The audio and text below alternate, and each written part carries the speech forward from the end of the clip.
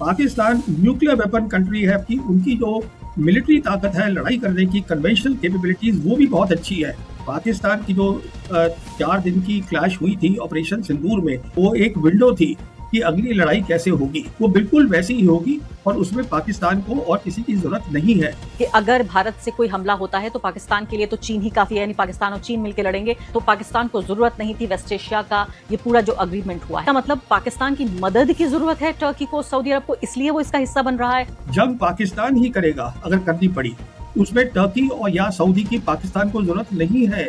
3 countries अब formally आ गई हैं एक साथ और ये फ्रेमवर्क जो है बहुत अच्छी चीज है।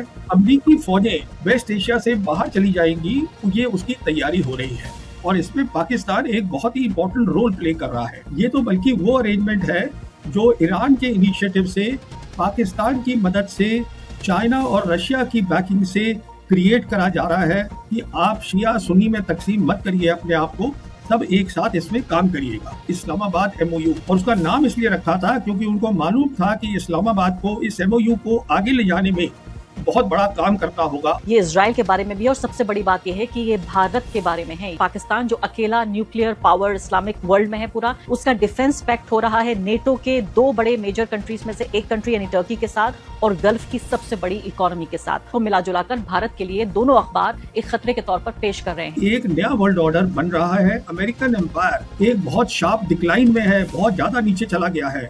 उनको ये न्यू वर्ल्ड ऑर्डर क्या है वो भी नहीं मालूम है। उनके दिमाग में एक गू है कि हम बहुत बड़ी पावर आज भी हैं, और हमारे जो इंडियन कमेंटेटर्स हैं इनको तो ये भी नहीं पता कि चाइना की सोच क्या है। तो मुझे इसमें कोई वो नहीं है, हिचकिचाहट नहीं है कहने में, क्योंकि इनको पढ़ने का कोई फायदा ही नहीं है इंडियन कमेंटेटर्स उनको। और जो इसका अब हश्र होगा अमेरिका का जब यहाँ से निकलेगा, तो हमारे कमेंटेटर्स हैं जो भी फौजी हैं उनको पता ही नहीं है न्यू वर्ल्ड ऑर्डर की विजन क्या है। इंडिया के वहाँ से स्टेशन से ट्रेन जा चुकी है, इंडिया नीचे प्लेटफॉर्म पे खड़ा है। न्यू वर्ल्ड ऑर्डर तो चाइना बना रहा है ना, उसको समझिए आप। मैंने 2 हफ्ते या 3 हफ्ते पहले ही बोल दिया था कि पाकिस्तान एंकर होगा नए रीजनल फ्रेमवर्क का, तो वो आज हो रहा है। पूरी दुनिया में चर्चा हो रही है। ये चर्चा है किस तरह से पाकिस्तान, सऊदी अरब और साथ साथ टर्की, ये तीनों मुल्क मिलकर क्या एक मुस्लिम नेटो बनाने की कोशिश कर रहे हैं। क्या इस तरह से एक सिक्योरिटी फ्रेमवर्क तैयार हो रहा है जो सिर्फ ईरान वॉर के बाद, यानी बाद नहीं कह सकते, लेकिन ईरान वॉर के एक बैकग्राउंड में क्या ये देश अपने को असुरक्षित महसूस करें और सिर्फ इसलिए तीनों करीब आ रहे हैं और अपनी सुरक्षा को सुनिश्चित कर रहे हैं, या फिर अमेरिका को, ईरान को, इजराइल को और सबसे बड़ी बात भारत को चिंतित होने की जरूरत है। क्योंकि ये जिस तरह का अग्रीमेंट है वो साफ तौर पे ये बताता है, ये कहता है, बिल्कुल लिखता है, डिक्लेयर किया गया है कि इन तीनों में से किसी भी देश पर अगर हमला होता है तो वो तीनों देशों पर हमला माना जाएगा। तो फर्ज कीजिए कि अगर कल को पाकिस्तान पे हमला होता है तो सऊदी अरब और साथ साथ टर्की भी हमलावर हो जाएंगे उस देश पर। यह सेम बात लागू होती है सऊदी अरब के ऊपर भी या टर्की के ऊपर भी। तो क्या ये सिर्फ अपने को प्रोटेक्ट करने का एक तरीका है, या फिर देखें पूरे तरीके से जो ग्लोबल ऑर्डर, पूरी दुनिया का नक्शा, पूरी दुनिया की जो तरतीब है वो बदल रही है, उसके तौर पर देखा जाए। मेरी खास दिलचस्पी ये जानने में होगी कि भारत के लिए इसको किस लिहाज से देखा जाए। देखिए, ये एक बहुत ही अच्छा डिफेंस एग्रीमेंट है इन तीनों मुल्कों के बीच में। याद करिएगा कि जब लड़ाई शुरू हुई थी 28 फरवरी को, तो उसके बाद मार्च और अप्रैल के महीने में ये 4 मुल्क थे जिसको क्वाड बोला जा रहा था कि वो एक साथ आ गए थे। वो 4 मुल्क थे पाकिस्तान, इजिप्ट, टर्की और सऊदी अरेबिया। ये चारों एक साथ आ गए थे और उनका काम क्या हो रहा था, वो क्राइसिस मैनेजमेंट कर रहे थे। देख रहे थे कि जितने भी खाड़ी मुल्क हैं वो किस तरीके से शांत करे जा सके। तो अभी जैसे मैंने आपके पिछले प्रोग्राम्स में भी बताया है, ये एक कोशिश थी ईरान की, जो 29 जून को ईरान के जो फॉरेन मिनिस्टर है अब्बास अरागची, उन्होंने खुलेआम बोली थी अपने दौरे रशिया और चाइना करके बाद। जब वो वापस आए थे तो उन्होंने बोला था कि ज़रूरत हमें है वेस्ट एशिया में एक नए रीजनल सिक्योरिटी फ्रेमवर्क की। तो वो जो 4 कंट्रीज थी उनमें से 3 कंट्रीज अब फॉर्मली आ गई हैं एक साथ इस रीजनल सिक्योरिटी फ्रेमवर्क में। और ये फ्रेमवर्क जो है बहुत अच्छी चीज़ है, क्योंकि अगर आप देखिएगा इस फ्रेमवर्क में कुछ खास बातें हैं। पहली बात तो ये है कि ये बात कर रहे हैं about collective security. Collective security एक नया कॉन्सेप्ट है जो कि न्यू वर्ल्ड ऑर्डर के लिए है। इसके अंदर क्या होता है कलेक्टिव सिक्योरिटी में, कि जो आपके आपस के मसले हैं वो आप बातचीत से हल करिए, और साथ में ये भी देखिए कि आपकी सिक्योरिटी तो आप चाहते हैं पर दूसरी की सिक्योरिटी का नुकसान ना करे।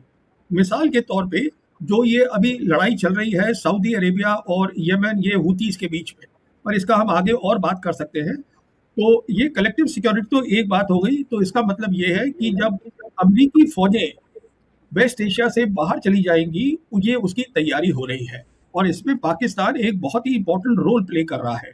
और दूसरा इसमें इशू है कलेक्टिव डिटरेंस का। कलेक्टिव डिटरेंस का मतलब ये होता है कि आप एक साथ हैं, आपके जो दुश्मन है, अब इस केस में दुश्मन कौन है? इजराइल है। आपके दुश्मन को पता होना चाहिए कि अगर आप एक पे हमला करते हैं तो सब पे हमला है। इसका अमेरिका से कोई लेना देना बिल्कुल नहीं है।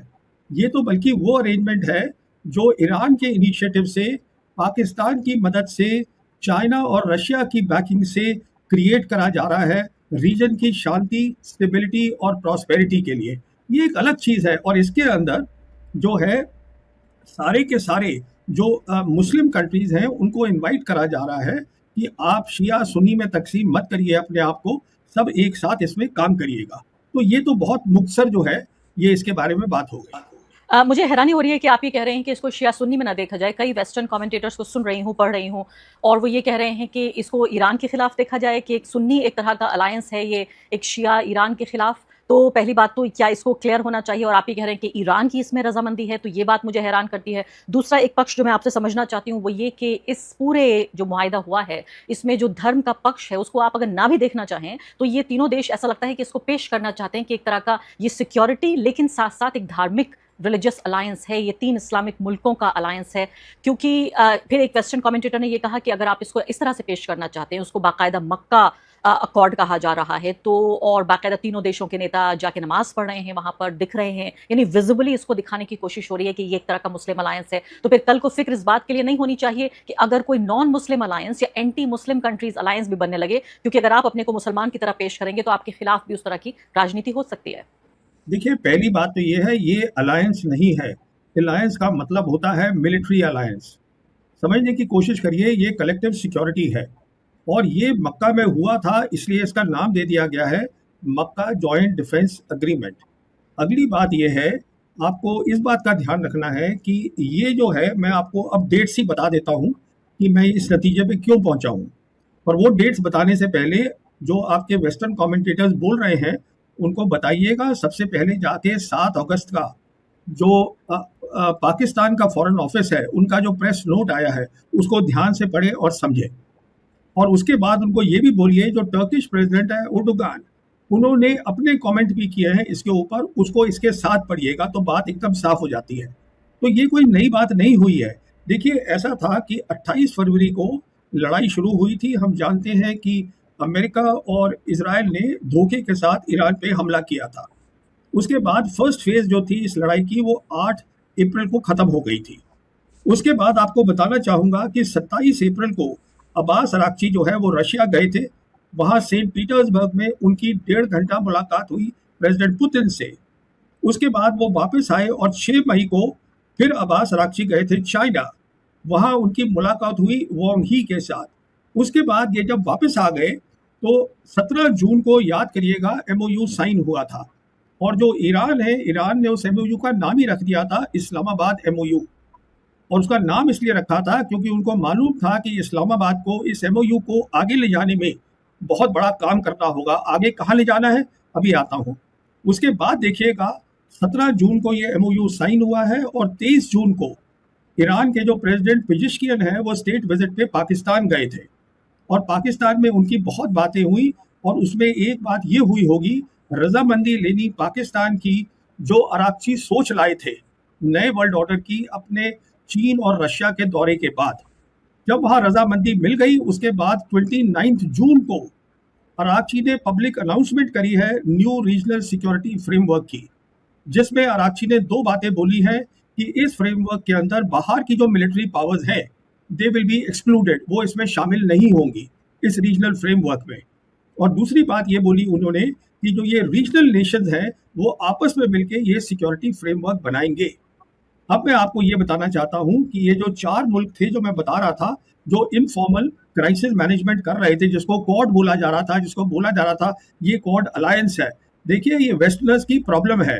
वो हर चीज को अलायंस बोलते हैं। अलायंस का मतलब होता है कलेक्टिव डिफेंस, एब्सोलूट सिक्योरिटी। इसका मतलब ये होता है कि जो मेरी सिक्योरिटी है वो 100% होनी चाहिए, आपकी सिक्योरिटी की मुझे कोई परवाह नहीं है।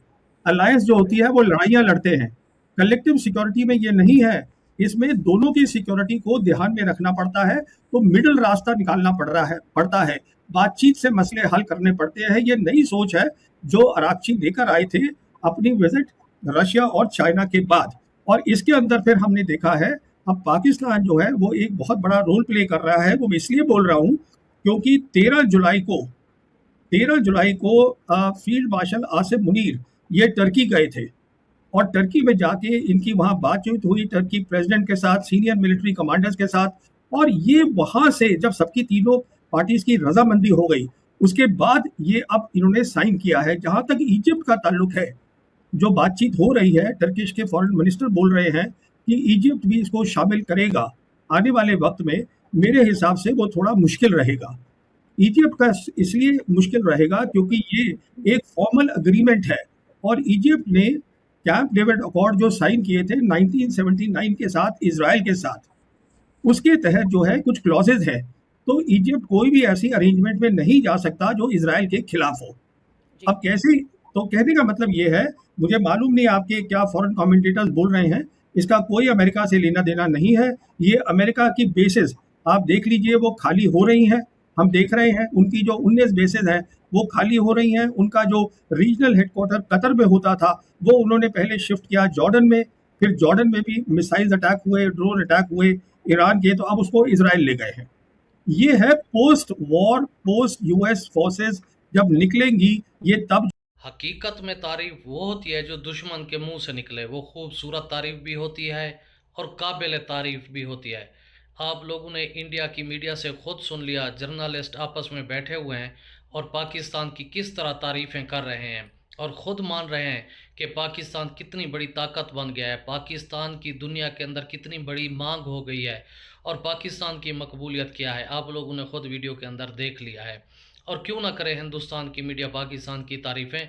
और ऑपरेशन सिंदूर के अंदर इंडिया के लोग देख चुके हैं कि पाकिस्तान को किस तरह अल्लाह रब्बुल इज़्ज़त ने कामयाबी और फ़तह से हमकिनार किया।